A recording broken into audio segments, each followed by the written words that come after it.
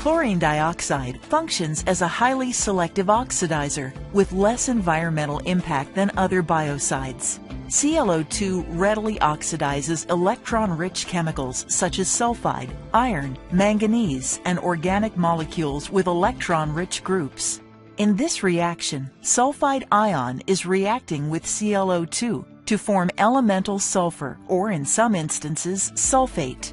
Most notably, ClO2 oxidizes troublesome phenols to quinones. However, many organic molecules are less electron-rich and not easily oxidized by ClO2. Consequently, chlorine dioxide minimizes wasteful reactions with organic molecules, in contrast to more aggressive, less selective oxidizers. This conserves ClO2 for its intended disinfection purpose. The strength of a given chemical to act as an oxidizer is represented by the standard reduction potential, SRP, which is measured in volts. As shown in this table, chlorine dioxide has an SRP of 0.95 volts, which makes it a less aggressive oxidizer compared to many other common disinfectants used in water treatment applications, such as ozone at 2.07 volts and hypochlorous acid at 1.49 volts. In addition to its oxidative selectivity, chlorine dioxide has 3 more distinct advantages over chlorine as an oxidizing biocide. First, because ClO2 does not undergo hydrolysis in water but remains a dissolved gas, it is able to maintain its oxidative properties over a broad pH range, from very acidic environments below pH 4 to basic environments of pH 10. Chlorine, on the other hand, has a narrow pH efficacy range and is a relatively ineffective antimicrobial in alkaline environments. Second, ClO2 is a 5-electron oxidizer and on a per-weight basis provides 2.6 times the oxidative capacity of chlorine. Third, ClO2 does not chlorinate organic molecules as does chlorine. Chlorine can react by addition or substitution reactions, which incorporates a chlorine atom into an organic compound. This leads to the formation of harmful chlorinated disinfection byproducts, such as trihalomethanes, THMs, chloroform, and dioxins. Compared to other oxidizing biocides, all these attributes make chlorine dioxide a very effective and efficient choice for disinfection.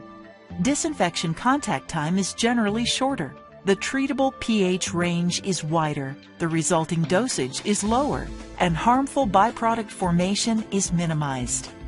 And as demonstrated in the EPA's Office of Drinking Water Guidance Manual, ClO2 is a very strong disinfectant with a CT value second only to ozone. The CT value is defined as concentration multiplied by time to achieve a desired disinfection performance. The lower the number, the stronger the disinfectant. Chlorine dioxide doesn't form chlorinated organics like THMs or HAAs. The decomposition byproducts of ClO2 generated by sodium chlorite include chlorite, chloride, and chlorate ions. Depending on the water makeup, approximately 40 to 70% of the applied ClO2 dosage will revert to chlorite ions. 20 to 40% of the applied dosage will convert to chloride, and less than 10% of the applied ClO2 will convert to chlorate ions. Chlorine dioxide, chlorate, and chlorite will all eventually decompose into chloride ions and typically become reassociated with earth mineral cations to form simple salts such as sodium chloride, table salt. Chlorine dioxide kills bacteria through multiple mechanisms. In bacteria, chlorine dioxide oxidizes fatty acids and membrane lipids in the cell membrane. This disrupts the permeability of the outer membrane, resulting in the inability of the cell to regulate the movement of molecules into and out of the cell. ClO2 also denatures cellular proteins in the membrane and within the cell itself by oxidizing amino acids that make up these proteins. As a result, the proteins change shape and lose functionality. This can make the cell unable to generate energy, unable to move molecules in and out of the cell, and unable to stay alive. In bacterial endospores, the inner membrane is essential for viability. ClO2 penetrates and damages the inner membrane, making the spore leaky. In viruses, as shown in this RNA virus, ClO2 reacts with the protein capsid, allowing RNA to be released. The RNA then reacts with the ClO2, and RNA synthesis is disabled, so the virus cannot replicate. These reactions with cellular biomolecules result in impairment or death of the microorganism. The collective damage from this multifaceted attack prevents the microorganism from developing resistance and makes ClO2 both broad-spectrum and efficacious at a low dose. Chlorine dioxide is a fast-acting, highly effective oxidizing biocide. Microorganisms are known to alter their structure to develop immunity to non-oxidizing microbicides.